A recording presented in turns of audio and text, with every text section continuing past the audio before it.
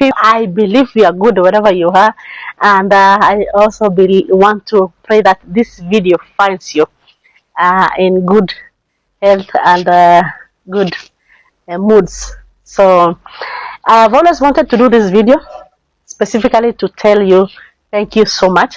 My name is Monica Mungesin. Most of you also know me as Mama Lona. Lona is a young girl who has cerebral palsy.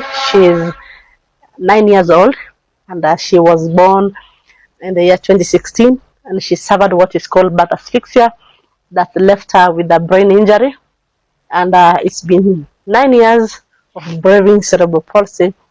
Yeah, I can, at this point, I can easily speak about it. I've learned about it so much, and I can speak about it without shedding a tear. But the first 2 years of my life, I could not talk to nobody. I could not talk to anybody. I used to really don't even want to hear anyone coming to my house. And I used to tell people that I was not at home. Whenever they were knocking at my gate or calling my phone, I would say I am not home, but I was just at home, because of course the pain was too much. You know, the uncertainties were a lot. You know, you sit there with a child wondering what really happened. You know, and you question a lot. You question so many. You know, you prayed, you were there, you attended clinics throughout, you never missed anything, you took the supplements, and then you just go to give birth to a child, and the nurses there are not good people, and they just mistreat you. And now the child is born, and the child kept quiet, and she got an injury. It's been 9 years, and I still remember the name of the lead nurse that was attending to me. Her name was Kadudu, as they were calling her. It was the period of the famous Kilimani. Kilimani, what was it on Facebook? It was Kilimani, Daku zones, and all. They were busy beating stories while I was on the delivery bed, and I needed help. Unfortunately, I was alone, so I didn't have anyone to push them. I was there managing pain while they were busy cracking jokes. 6 of them in the room, and they could not help my baby. So they only waited until she came out, and she was quiet. At that time, they said she suffered shoulder dystonia. Don't know what that is, but from my own research, I found out that shoulder dystonia would have probably left her with a broken arm, shoulders, or something like that.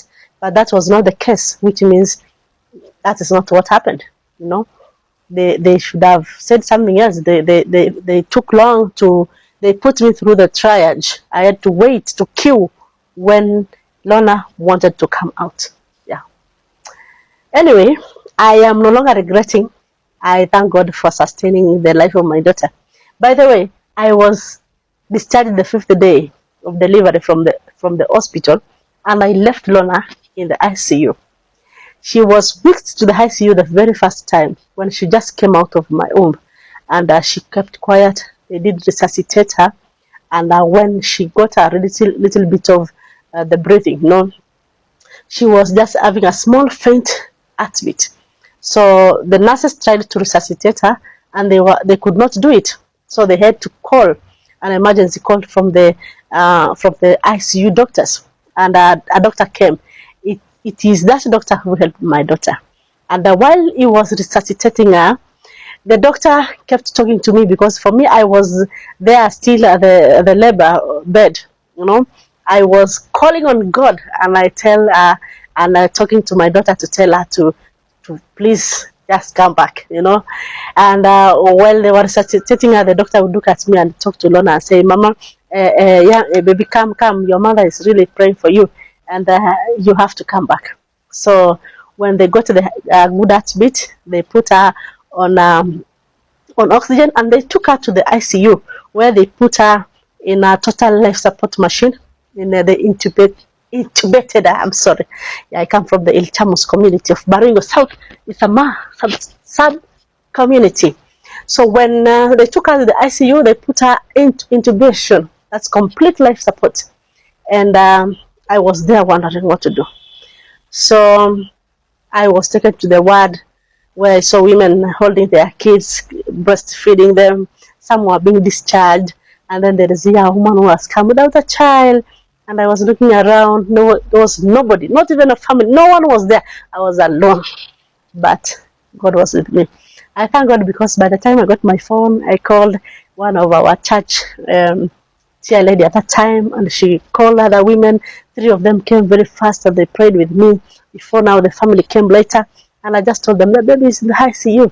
They went there, prayed with her. So they came back and encouraged me, but in their hearts, they knew they have seen something terrible.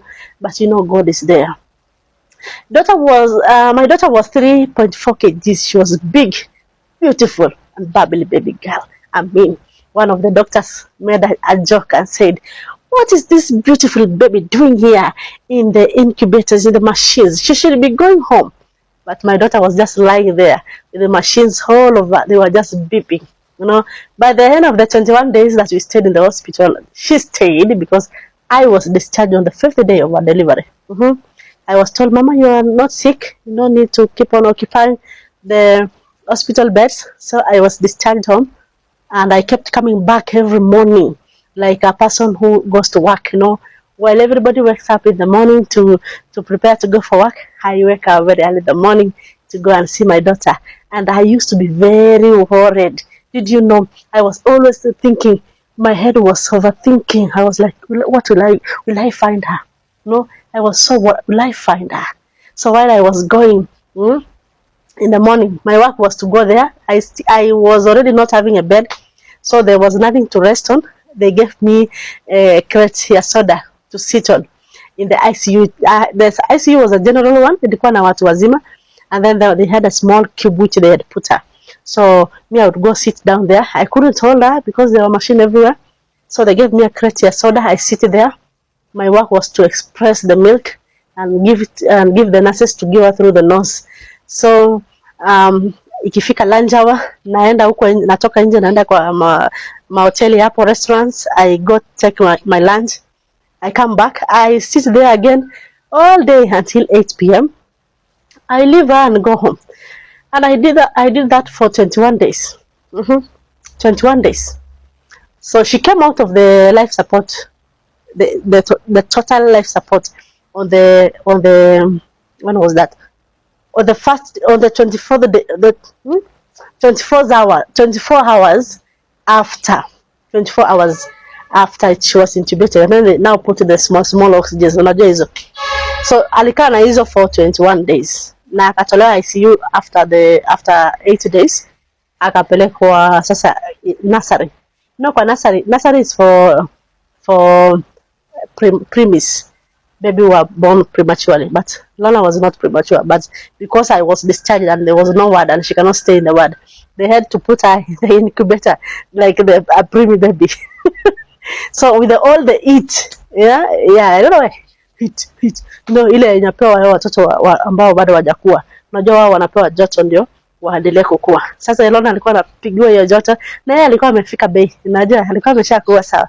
Amefika wakati wa kuzaliwa. So what happened? She akapeel. The skin came out, all of it. I mean, it was Paly. It was just coming out skins, you know.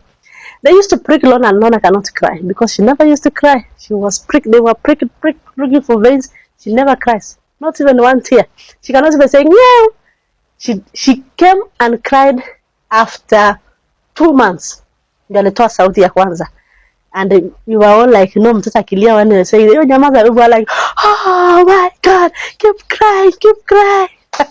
Anyway, I'll keep telling you more about what happened with Lona, because now I can say like this without crying. But if you found me two years after she was born, 2 years after she was born, and all along, no, I was not going to talk. You know, I never talked.